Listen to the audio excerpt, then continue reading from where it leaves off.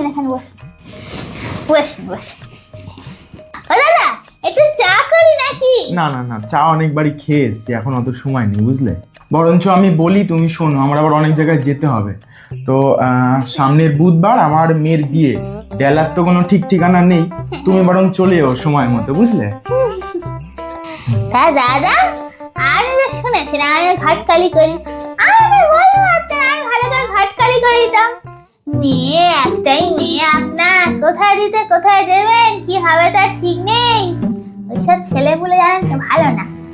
আর আমি তো সবার বাড়ি বাড়ি গিয়ে হাড়ির খবর নিয়ে কেমন ছেলে সেটা বুঝে জেনে তারপরে একটা সম্বন্ধ দেখি।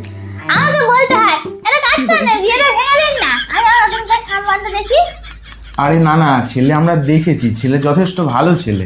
ওইসব তোর চোখের ভুল মরিচিকা। হ্যাঁ, এখনকার চোখে কোনো ছেলে ফুলে ভালো হয় না। যে আমি ঘটকালি করলে ব্যাপারটা একটু অন্য হতো। যাই হোক, ঝাপাড়া করে পরে বুঝবে।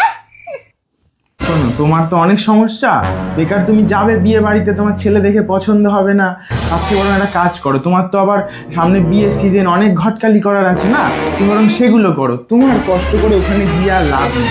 তুমি বরং কার্ডটা নিয়ে চলে যাচ্ছি, ওই ডেলা বাড়ি ফিরলে ওকে বরং তুমি পাঠিয়ে দিও, আমি আসি বৌমা। হ্যাঁ,